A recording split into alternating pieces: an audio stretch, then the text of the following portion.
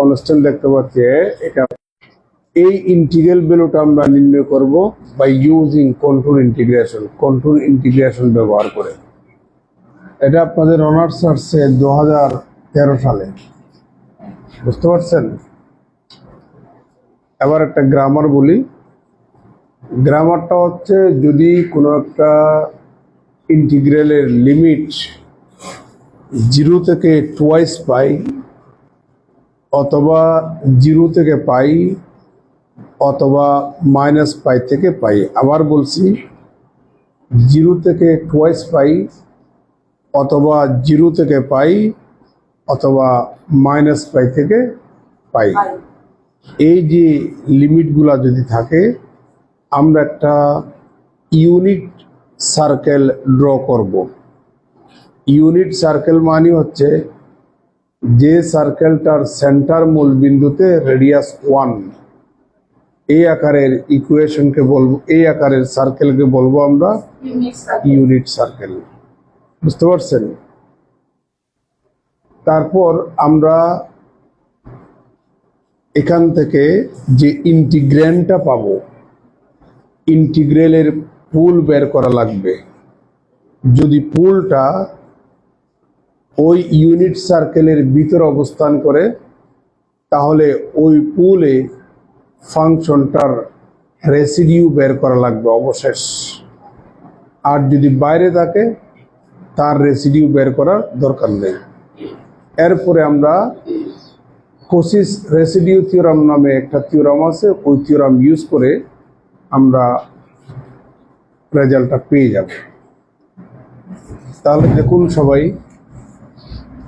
সলিউশনটা আমরা এই ইন্টিগ্রালটার নাম দেব i ইকুয়াল টু 0 থেকে pi a d theta divided by a square plus sine a square theta. উল্লেখ্য এখানে a is greater than 0।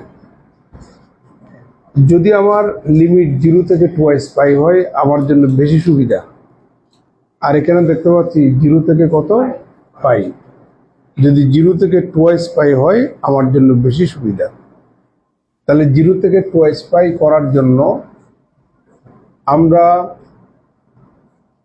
Integrand যেটা দেখতে পাচ্ছি, ওখানে লব এবং হরকে 2 দিয়ে গুণ করব।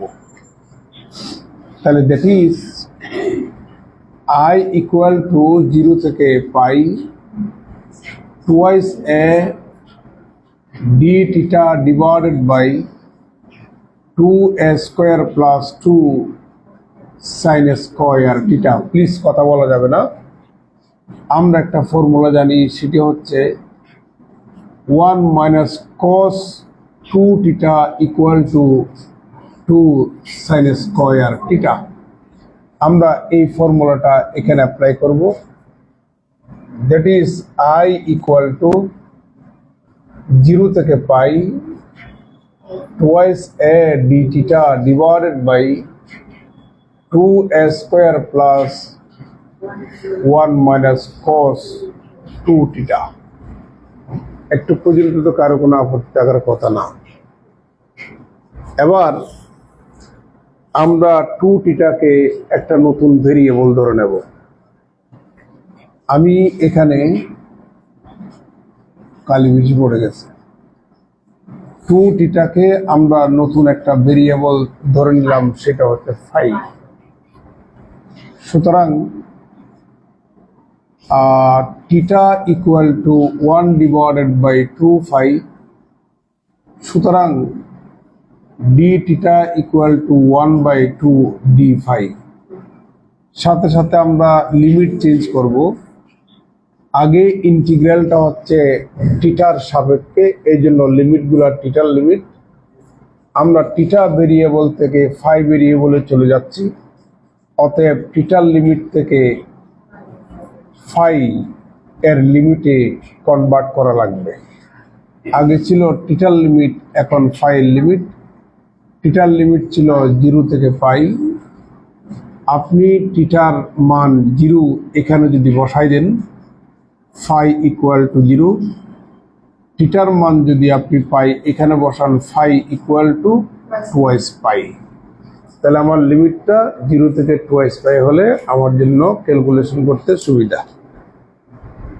সবার দৃষ্টি আকর্ষণ করছি ইকুয়াল টু 0 থেকে টুয়াইস পাই ইকুয়াল টু 0 থেকে টুয়াইস পাই, এখানে টুয়াইসে divided by 2a square plus 1 minus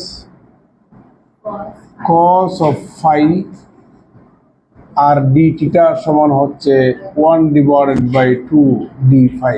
কারো কোনো আপত্তি? और I equal to 2 कैंसिल একটা কনস্ট্যান্ট বাইরে নিয়ে আসুন, 0 থেকে twice pi D phi divided by 2a square plus 1 minus cos phi. এবার অনার্স ফার্স্ট ইয়ারের প্রপার্টিজ অফ ডেফিনিট ইন্টিগ্রাল নামে একটা অধ্যায় আছে, ওখানকার প্রথম প্রপার্টি, কোনো একটা ডেফিনিট ইন্টিগ্রালে একটা ভেরিয়েবলের স্থলে অন্য আরেকটা ভেরিয়েবল যদি বসিয়ে দেন তাহলে লিমিটের উপর কোনো প্রভাব পড়বে না। আমি যদি ফাই ভেরিয়েবলের পরিবর্তে যদি আপনি এক্স বসান কিংবা ওয়াই বসান কিংবা নতুন আরেকটা ভেরিয়েবল যদি বসান তাহলে লিমিটের উপরে কোনো প্রভাব পড়বে না। তাহলে এখানে এই কাজটা না করলেও চলে, তাহলে a ইন্টু 0 থেকে twice pi D theta divided by 2a square plus 1 minus cos theta. বুঝতে পারছেন? থিটাটা আগে ছিল, আমরা থিটা থেকে ফাইতে চলে যাচ্ছি, আবার ফাই থেকে থিটাতে আসলাম। বইতে কিন্তু এই কাজটা করে নাই, আমি করতেছি। ডেফিনিট ইন্টিগ্রালের প্রথম প্রপার্টি সেটি হচ্ছে কোনো একটা ডেফিনিট ইন্টিগ্রালে একটা ভেরিয়েবলের স্থলে যদি আপনি অন্য আরেকটা ভেরিয়েবল বসান লিমিটের উপরে কোনো প্রভাব পড়বে না। আমরা ফাই ভেরিয়েবল থেকে থিটা ভেরিয়েবলে চলে আসলাম। কেন আসলাম? ফাই কিন্তু আমাদের জন্য কম পরিচিত, থিটা হচ্ছে আমাদের জন্য সুপরিচিত, এবং পরবর্তী সবগুলো অঙ্ক কিন্তু থিটার ভেরিয়েবল থাকবে। এই জন্য আমরা থিটাতে গেলে আমাদের অঙ্কটা করতে আমার জন্য স্মুথ হবে। এই কারণে আমি যেটা বলছিলাম, লিমিট 0 থেকে টুয়াইস পাই যদি হয়, আমরা একটা ইউনিট সার্কেল ড্র করব। আমরা একটা ইউনিট সার্কেল ড্র করব। ইউনিট সার্কেল হচ্ছে যে সার্কেলটার সেন্টার মূল বিন্দুতে আর রেডিয়াস কত বলুন তো দেখি 1, সেই সার্কেলটাকে বলবো আমরা ইউনিট সার্কেল। এই সার্কেলটার বাউন্ডারিটাকে আমরা সি ধরলাম, this is the closed curve. এটা হচ্ছে আমাদের ক্লোজড কার্ভ বা ক্লোজড কন্টুর। এটা হচ্ছে closed contour, this is the closed contour. Okay, তাহলে এবার আমরা যখন কোয়াড্রেন্ট হিসাব করি, এখান থেকেই তো হিসাব করি, তাহলে এখানে থিটার মান কত? 0। 0 থেকে একবার যদি পুরোটা ঘুরে আসেন, 0 থেকে কত? টুয়াইস পাই। এই যে 0 থেকে টুয়াইস পাই, 0 থেকে টুয়াইস পাই মানে হচ্ছে পুরো এই কার্ভটা একবার ঘুরে আসে না, এই কার্ভটা হচ্ছে ক্লোজড, এটা মাথায় রাখবেন। তো আমরা যখন অঙ্ক করছিলাম 9-10-এ কোয়াড্রেন্টের কাজ যখন আমরা শিখছিলাম, তখন এখানে আমরা সাধারণত বলতাম থিটার মান 0, থিটার মান π/2, থিটার মান পাই, থিটার মান 3π/2, থিটার মান কত? টুয়াইস পাই।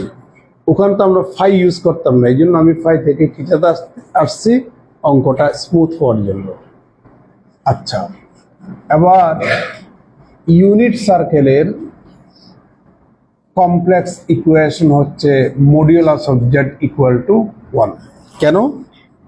দেখুন, এই সার্কেলটার কার্টেসিয়ান ইকুয়েশন কি? X square plus Y square equal to 1 square, তাই না ভাই? আচ্ছা, আমরা z সমান জানি x প্লাস iy। এবার মডিউলাস অফ জেড সমান √2 X square plus Y square I এর উপর কিন্তু কোনো প্রভাব পড়বে না, এগুলো তো আপনারা জানেন। তাহলে মডিউলাস অফ জেড স্কোয়ার সমান কি হবে?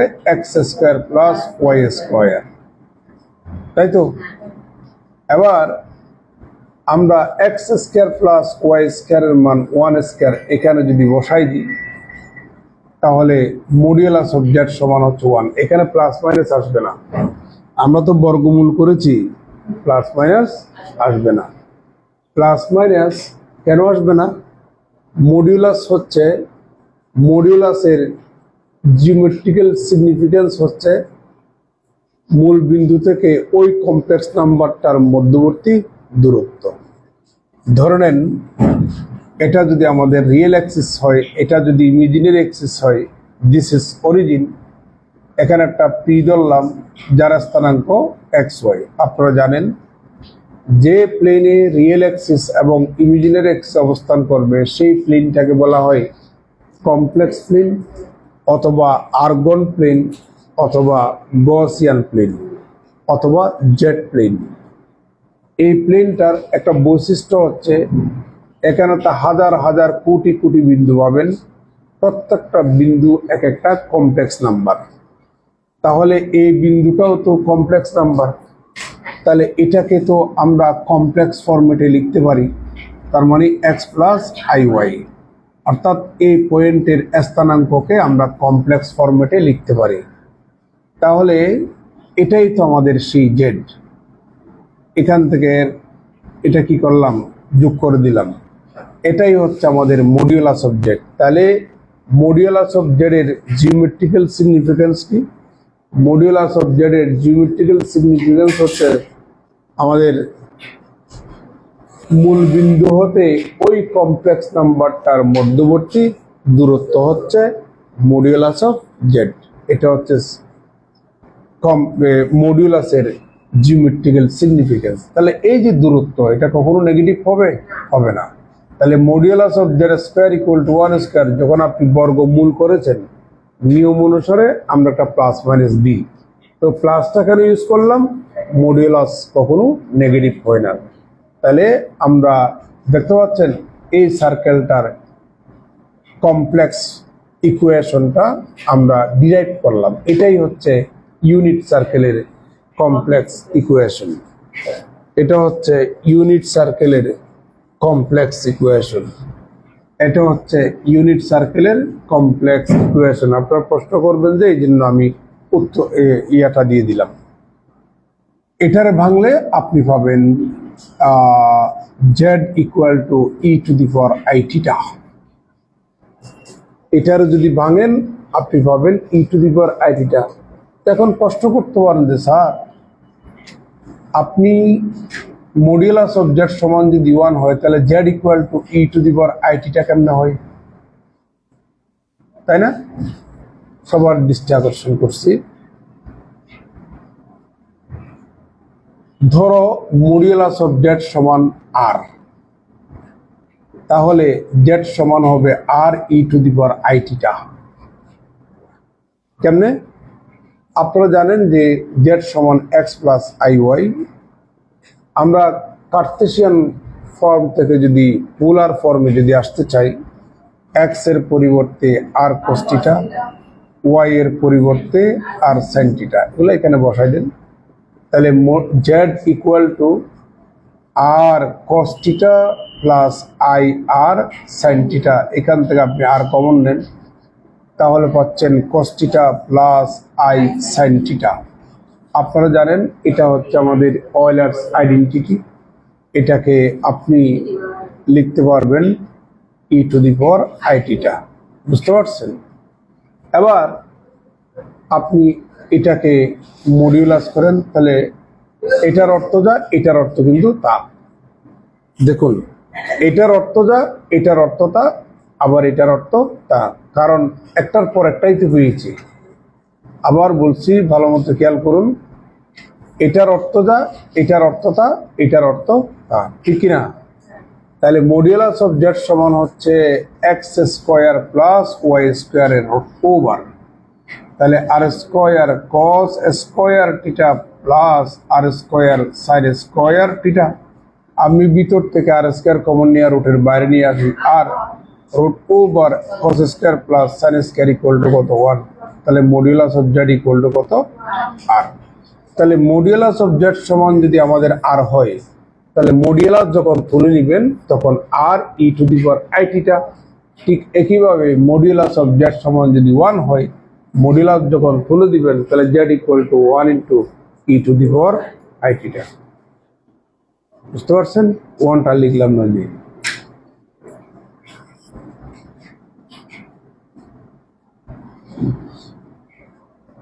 লম্বা অঙ্ক কিন্তু অনেকক্ষণ সময় লাগবে। তাহলে এখানে পাচ্ছি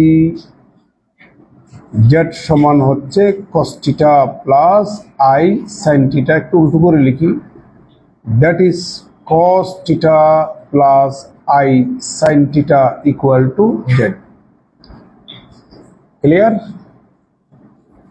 ক্লিয়ার? আচ্ছা, তাহলে জেড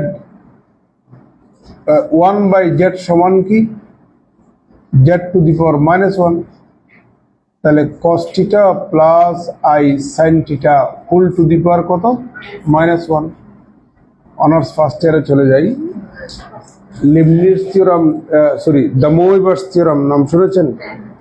দ্য মুইভার্স থিওরামের কনসেপ্ট হচ্ছে CIS আকারের কমপ্লেক্স নাম্বারের পাওয়ার যেটা থাকবে সেই পাওয়ারটা অ্যাঙ্গেলের সাথে গুণ হবে। তাহলে এখানে পাচ্ছি আমরা cos of minus theta plus I sine of minus theta. আপনারা জানেন cos অফ মাইনাস থিটা সমান cos theta, sine of minus theta সমান মাইনাস সাইন থিটা। এটা হচ্ছে আমাদের 1/z এর মান। এখানে সাইন আছে না cos আছে? cos আছে। তাহলে আমার cos এর মান দরকার। এটা এবং এটা যোগ করলে কিন্তু cos এর মান পাবেন, আই সাইন চলে যাবে। তাহলে 2 cos theta equal to Z plus 1 divided by Z. তাহলে এখানে পাচ্ছি আমরা cos theta equal to 1/2 into Z plus 1 divided by Z. নিচেরটা দেখা যাচ্ছে? আমরা এই মানগুলো এখন এখানে বসাবো। তাহলে or I equal to A into, এখানে ভেরিয়েবল কত? থিটা। আমরা থিটা ভেরিয়েবল থেকে কিন্তু জেড ভেরিয়েবলে চলে যাচ্ছি। This is the Z plane. তাহলে থিটা 0 থেকে 2 পাই, মানে টোটাল একটা কার্ভ, ক্লোজড কার্ভ ঘুরে আসছে।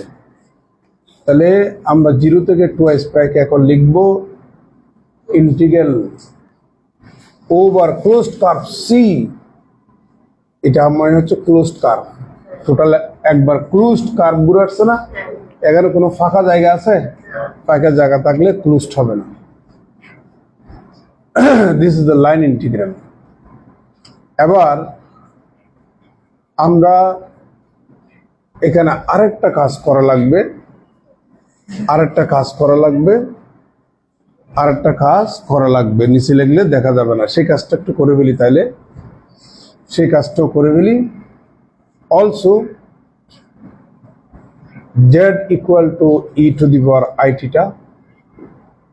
তাহলে dz equal to i e to the power i theta d theta, और dz equal to i z d theta, কারণ e to the power i theta সমান কত? Theta z. তাহলে সুতরাং d theta equal to 1 divided by i z D z. এখন আপনারা এই মানগুলি এখন 1 নম্বরে বসিয়ে দেন। তাহলে সুতরাং 1 নম্বর becomes I equal to A into integration over closed curve C d theta সমান 1 divided by i z D z divided by 2a square plus 1 minus 1 divided by 2 z plus 1 divided by z. তুলে নেন। অঙ্ক শেষ হয় নাই কিন্তু, মাত্র শুরু।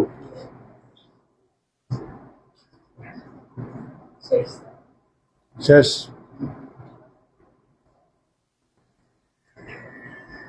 শেষ। ওকে,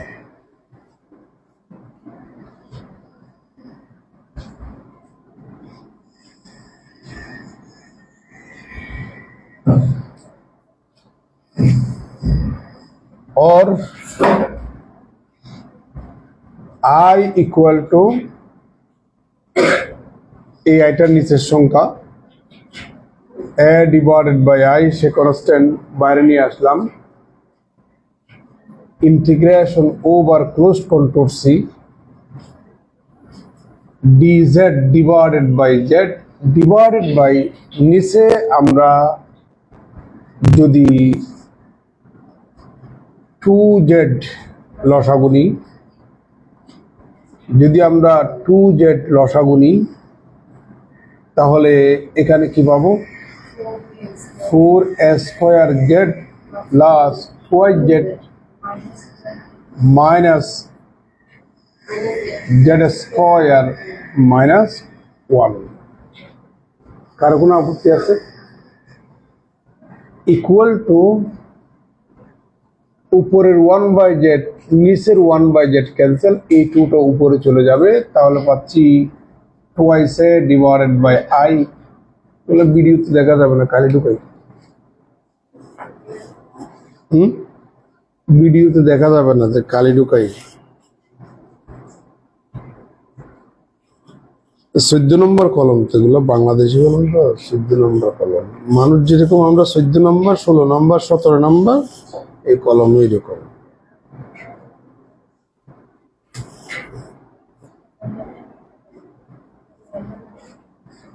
এদিকে তাকান, তাহলে উপরের 1/z নিচের 1/z ক্যান্সেল, তাহলে নিচে একটা 2 থাকে, সেটা উপরে চলে যাবে, সেটা কনস্ট্যান্ট, তাহলে twice a divided by I integration over close control C dz divided by এটাই থাকে না, তাহলে এখানে পাচ্ছি আমরা 4a square z plus 2z minus z square minus 1। ঠিক আছে, একটু পর্যন্ত আগে আসছে কিনা একটু দেখিনি।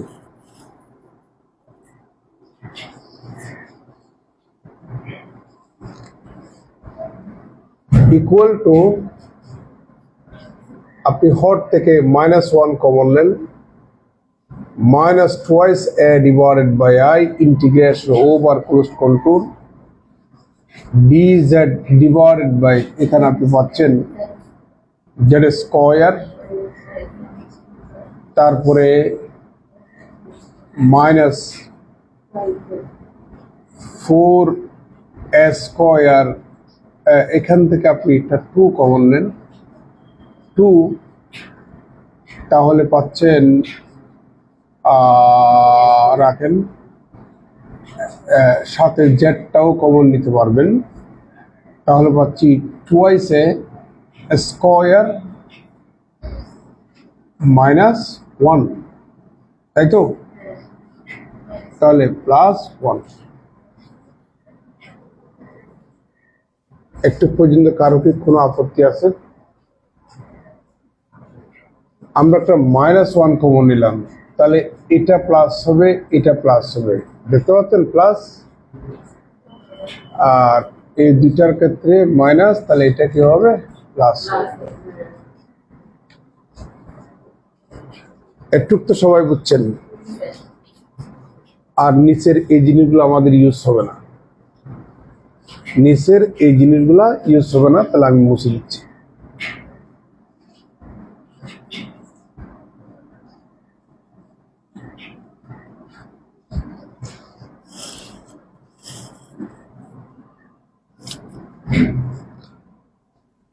Equal to minus twice a divided by I integration over close control C f of z dz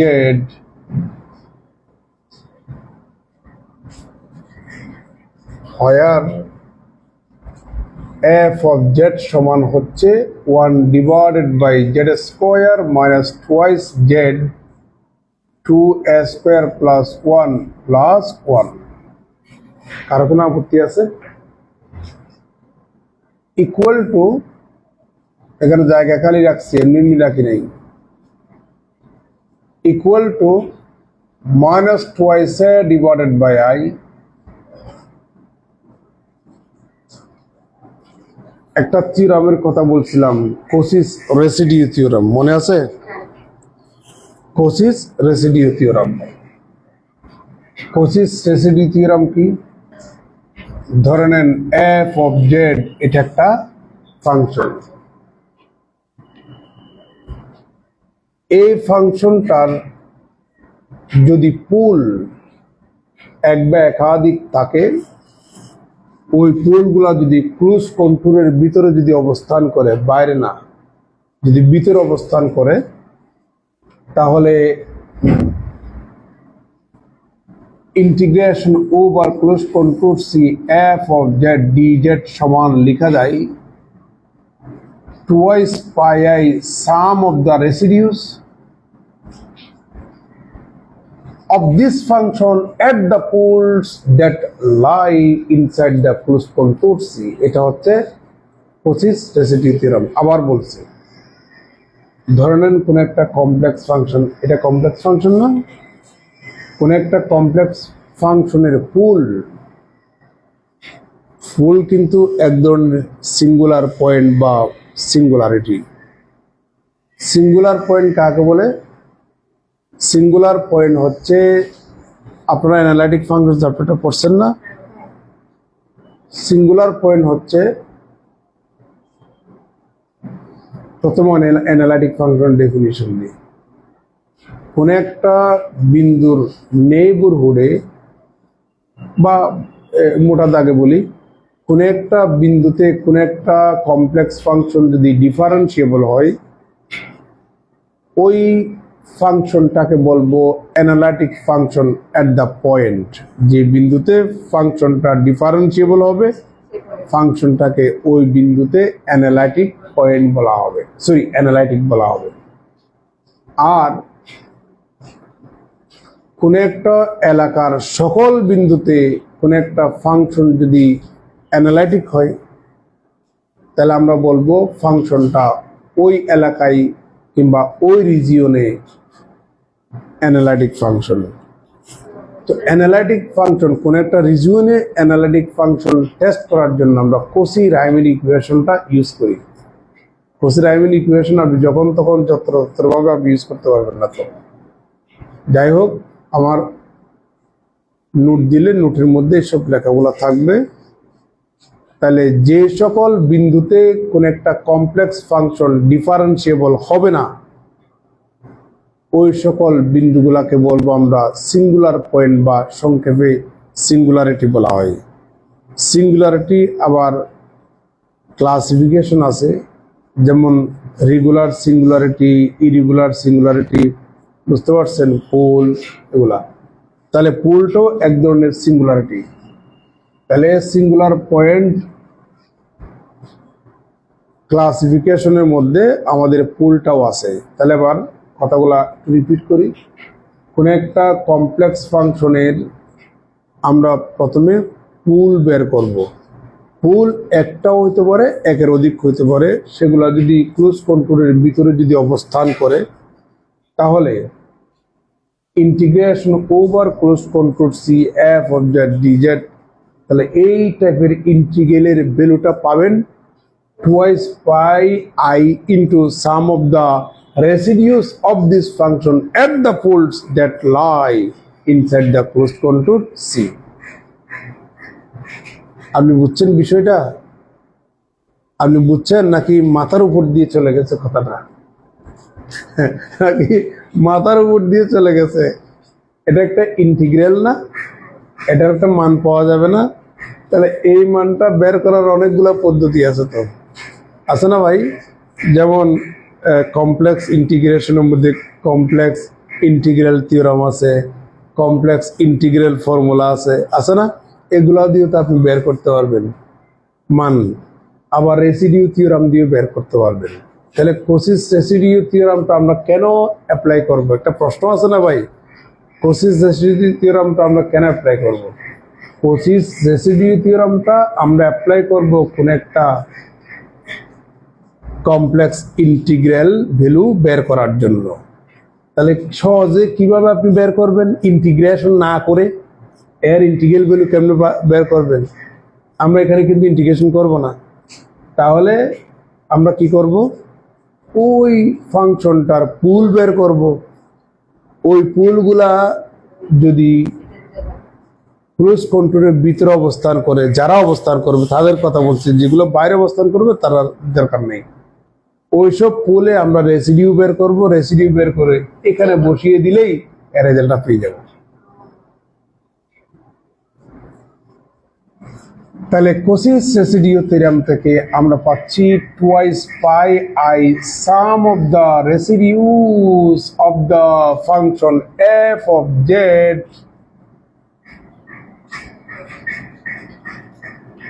at the pools which lie inside the closed contour C। সেই লম্বা কথাটা আমি না হয় লিখলাম না। এখন এই ফাংশনটার রেসিডিউ বের করার জন্য ফাংশনটার পুল বের করা লাগবে, ফাংশনটার পুল বের করা লাগবে। ক্লিয়ার? তাহলে ফাংশনটার পুল বের করা লাগবে। আমার জায়গা স্বল্পতা, এই কারণে এই গ্যাপটাকে আমি একটু উপরে নিয়ে যেতে চাই। where f of z equal to 1 divided by z square minus 2z 2a square plus 1 plus 1. Okay?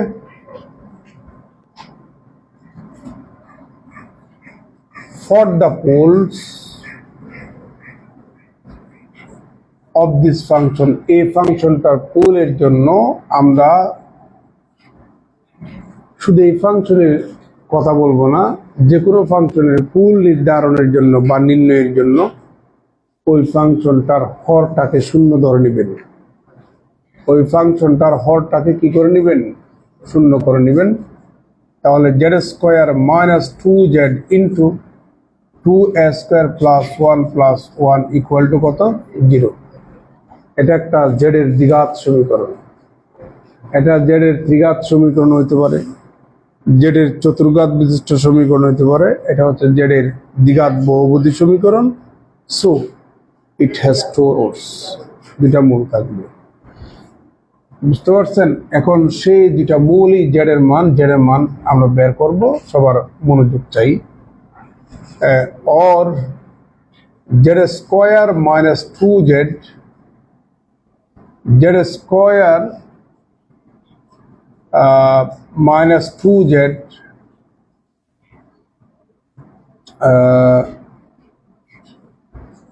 আচ্ছা,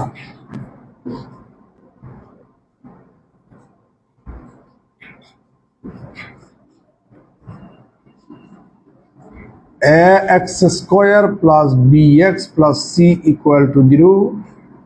এখান থেকে x এর মান minus B plus minus root over B square minus 4ac divided by twice. এই ফর্মুলাটা use করে আমরা Z এর মানটা বের করব। এই ফর্মুলাটা কে আবিষ্কার করছিলেন আপনাদেরকে বলছিলাম, সেটা হচ্ছে আমাদের পার্শ্ববর্তী দেশ ইন্ডিয়া, ইন্ডিয়ান বংশোদ্ভূত একজন বিখ্যাত গণিতবিদ, ওনার নাম হচ্ছে শ্রীধর আচার্য। বুঝতে পারছেন? ওকে, তাহলে আমরা জেড সমান পাচ্ছি মাইনাস, তাহলে প্লাস হবে 2 into 2a square plus 1 plus minus root over B square minus 4ac। তাহলে minus 2 into 2a square plus 1 B square minus 4ac divided by twice. একটু পর্যন্ত বুঝছেন তো? একটু পর্যন্ত বুঝছেন? একটু পর্যন্ত বুঝছেন কিনা? ওকে, একটু পর্যন্ত আপনারা বুঝছেন তো, তাই না? ওকে, তাহলে আমি এখন উপরে মুছে দিচ্ছি ভাই, নিচে লাগলে দেখা যাবে না, ভিডিওতে তুলে দেন।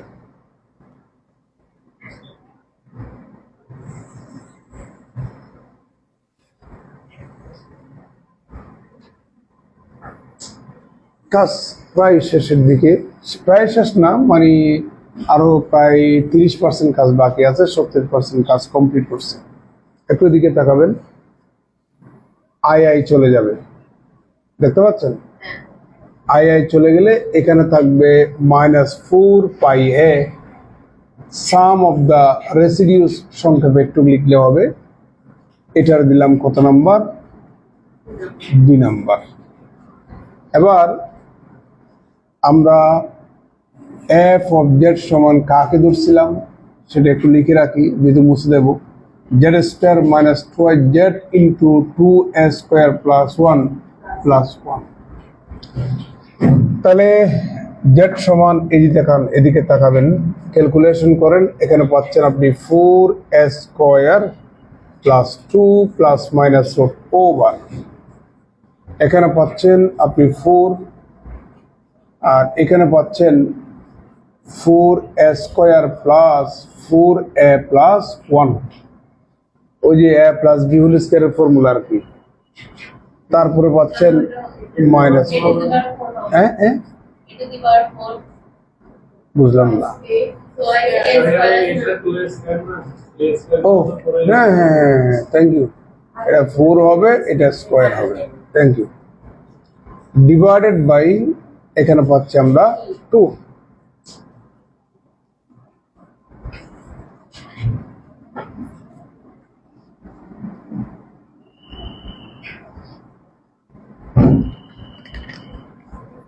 और z ইকুয়াল টু, এখান থেকে 4 আপনি কমন নিয়ে বাইরে নিয়ে আসলে 2, তাহলে উপরে 2 নিচে 2 ক্যান্সেল, তাহলে এখানে পাচ্ছেন 2a square plus 1 plus minus root over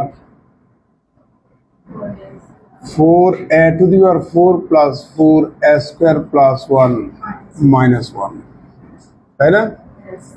plus 1 minus 1 চলে যাবে, তাহলে z equal to 2a square plus 1 plus minus root over, এখান থেকে আমরা 4a স্কোয়ার কমন নিলে a স্কোয়ার প্লাস 1 থাকে, তাই না?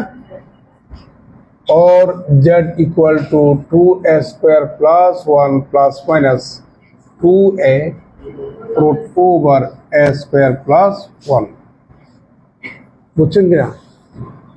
তাহলে और z इक्वल टू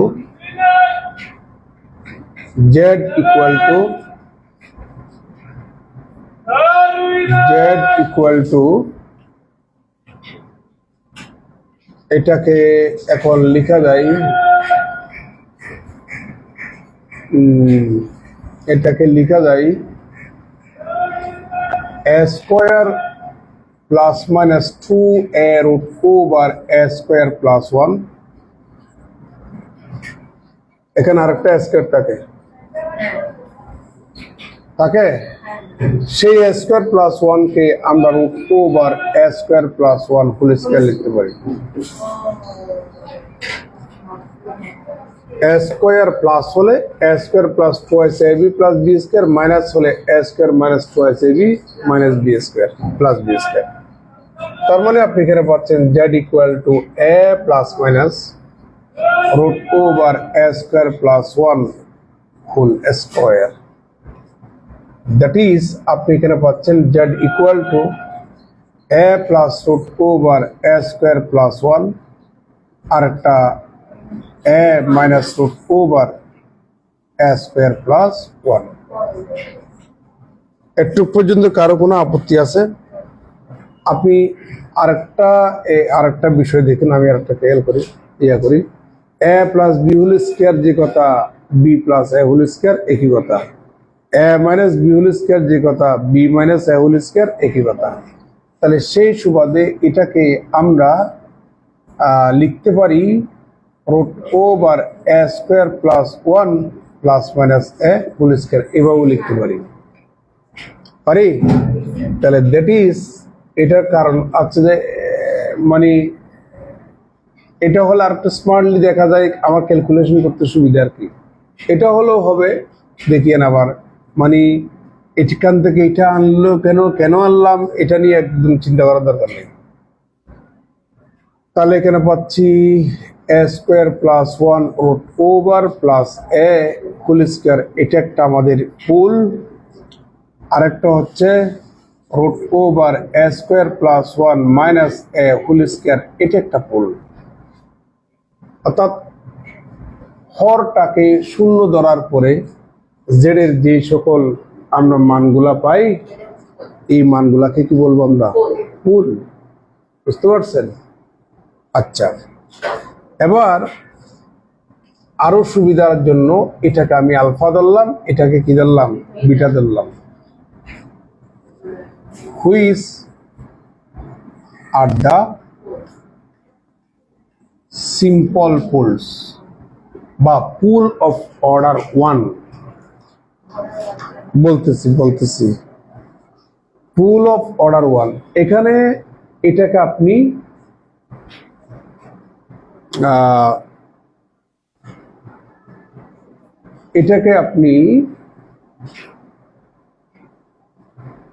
আলফা ধরছেন, এটাকে আপনি বিটা ধরছেন। তাহলে আমাদের টোটাল এটা কয়বার আসছে? দুইবার আসছে। একবার আসছে জানো? এটা কয়বার আসছে? একবার। একবার আসলে সিম্পল পুল, দুইবার আসলে ডাবল পুল বা পুল অফ অর্ডার টু, তিনবার আসলে ট্রিপল পুল, চারবার আসলে পুল অফ অর্ডার ফোর। তাহলে এখানে আমাদের আলফা একটা আসছে, বিটা একটা আসছে, এই জন্য এরা সিম্পল পুল। একটু পরিচয় করিয়ে দিই, আপনারা তুলে নেন, আগে তুলে নেন, কাজ বাকি আছে।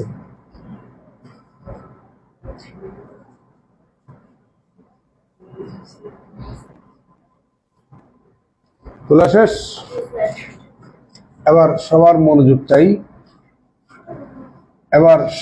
মনোযোগ চাই। নিচের লাইনটা একটু রিপিট করবো। তাহলে Z equal to alpha beta, একটু পরিচয় করিয়ে দিই। আলফা সমান হচ্ছে রুট ওভার এ স্কোয়ার প্লাস ওয়ান প্লাস এ হোল স্কোয়ার, আর বিটা সমান হচ্ছে রুট ওভার এ স্কোয়ার প্লাস ওয়ান মাইনাস এ হোল স্কোয়ার। একটু পরিচয় দেব না? এখন এই দুটা পুলের মধ্যে কোন পুল, মানে আলফা পুল নাকি বিটা পুল, এই দুটা পুলের মধ্যে কোন পুলটা ভিতরে আর কোন পুলটা বাইরে, নাকি উভয়টা বাইরে নাকি উভয়টা ভিতরে, টেস্ট করা লাগবে না? দেখা যাক। গিভেন দ্যাট দেওয়া আছে যে a is greater than 0, প্রশ্নের মধ্যে দেওয়া আছে না? তাহলে a square also greater than 0,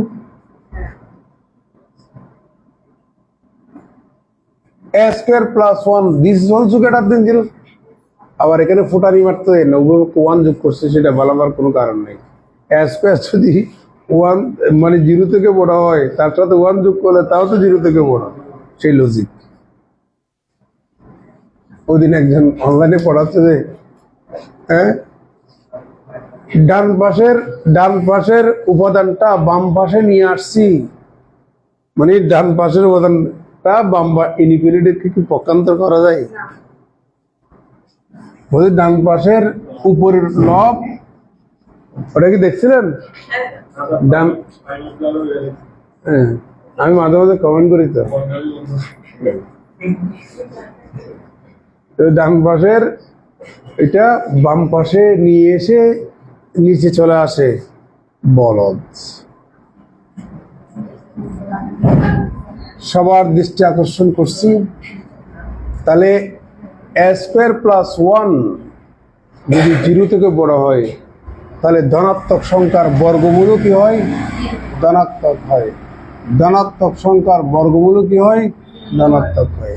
তাহলে এটাও ধনাত্মক, এটাও ধনাত্মক, তাহলে দুটা ধনাত্মক সংখ্যার যোগফল অবশ্যই ধনাত্মক হবে। অবশ্যই কি হবে? ধনাত্মক হবে।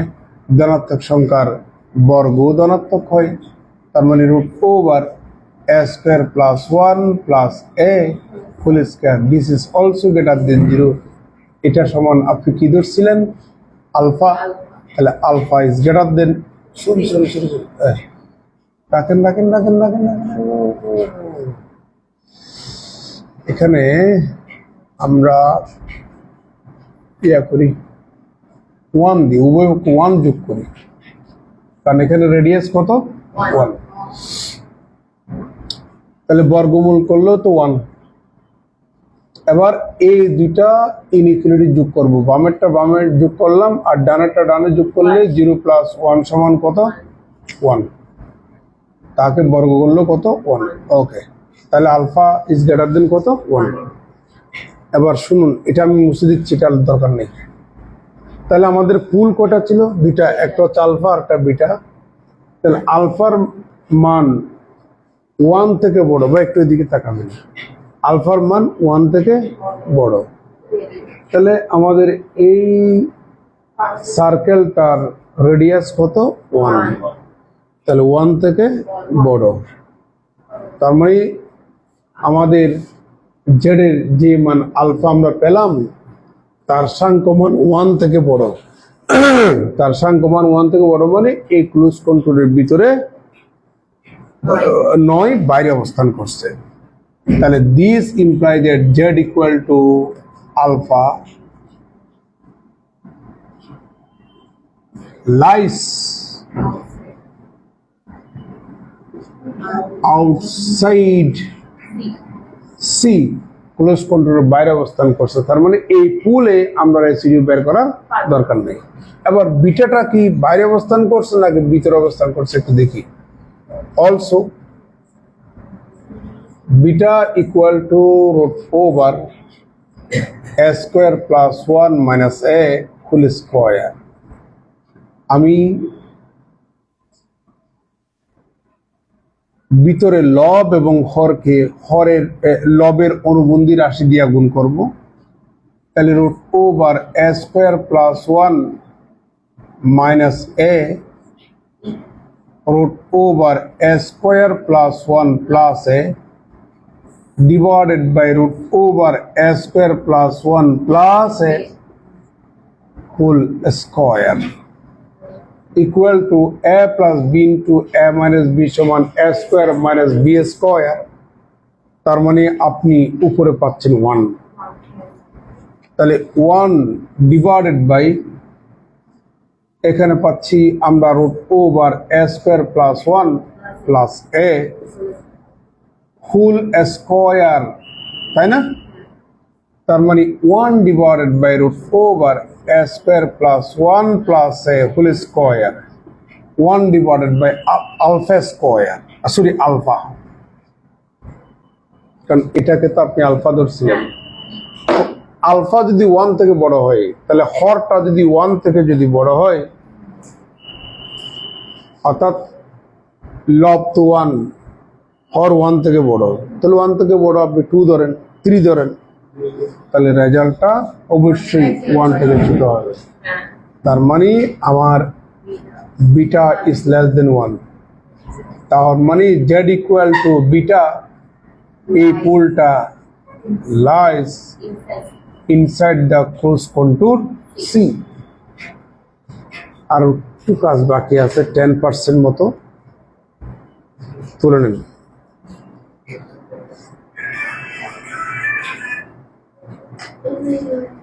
এগুলো আমি করাচ্ছি, বুঝাচ্ছি, এই জন্য একটু সময় লাগতেছে, কিন্তু পরীক্ষার হলে সর্বোচ্চ 7-8 মিনিটে করে ফেলতে পারবেন।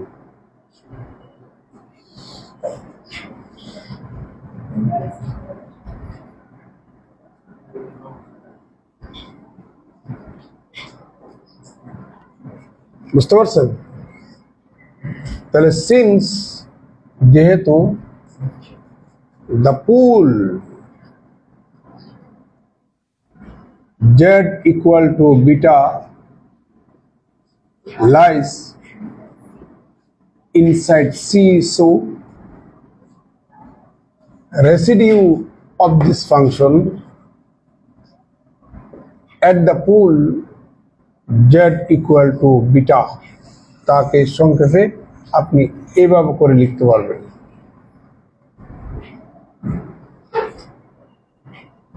Limit z tends to beta z minus beta f of z। কার কোনো আপত্তি আছে? কথা আছে, কথা আছে।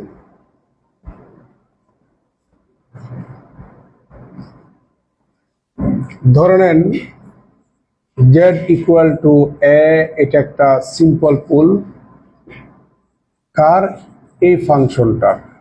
তাহলে এই বিন্দুতে এই ফাংশনটার রেসিডিউকে আমরা এভাবে ডিনোট করব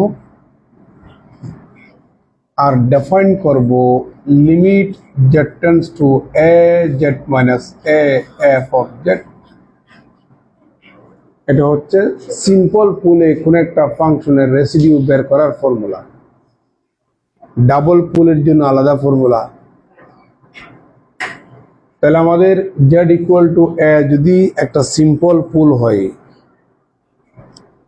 ওই পুলে এই ফাংশনটার রেসিডিউকে এভাবে ডিনোট করব আর ডিফাইন বা সংজ্ঞায়িত করব এভাবে। ঠিক একইভাবে আপনারা জানেন z ইকুয়াল টু বিটা হচ্ছে একটা সিম্পল পুল, নিচে লিখে দিয়েছিলাম। ওই পুলে এই ফাংশনটার রেসিডিউকে এইভাবে ডিনোট করব আর ডিফাইন করব এভাবে। প্রিয় শিক্ষার্থী, equal to limit z tends to beta z minus beta f of z সমান বাই এটি। তাহলে 1 divided by z square minus 2z 2a square plus 1 plus 1, তাই না?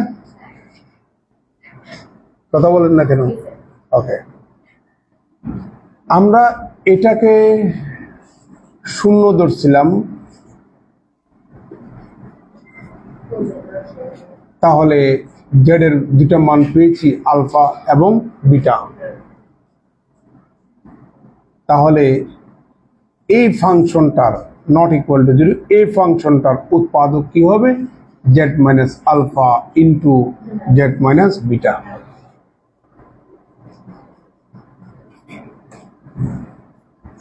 Equal to limit z tends to beta z minus beta 1 divided by z minus alpha into z minus beta. This and this cancel, equal to 1 divided by beta minus alpha. Here, beta minus কত? alpha. এখন আমরা beta এবং আলফার মান বসাবো। Bitter মান ছিল এটি,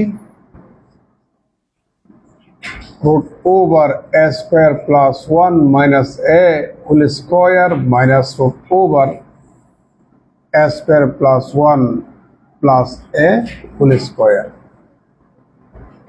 ঠিক আছে, ছবি তুলে নেন।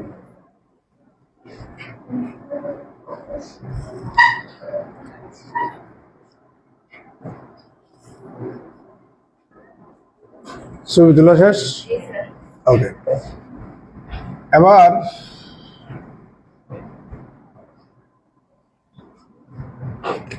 আমরা এর ভিতর থেকে -1 কমন নিই। -1 ইন্টু 1 ডিভাইডেড বাই, তখন হয়ে যাবে root over a square plus 1 plus a whole square minus root over a square plus 1 plus a whole square, এটা মাইনাস। ঠিক আছে,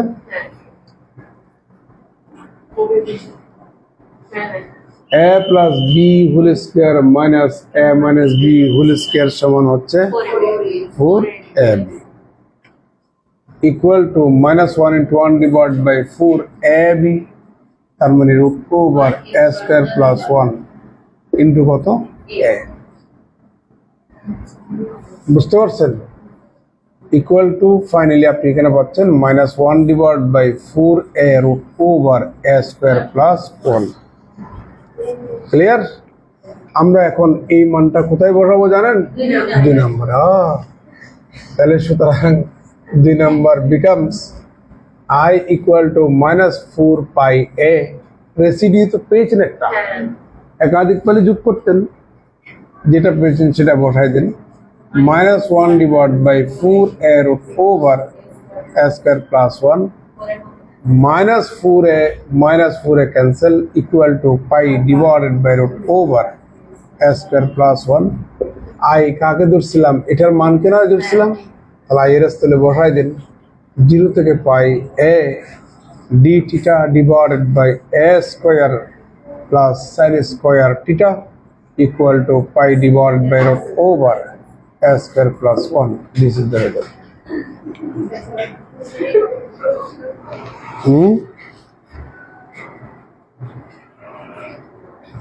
কারো কোনো প্রশ্ন? কারো কোনো প্রশ্ন?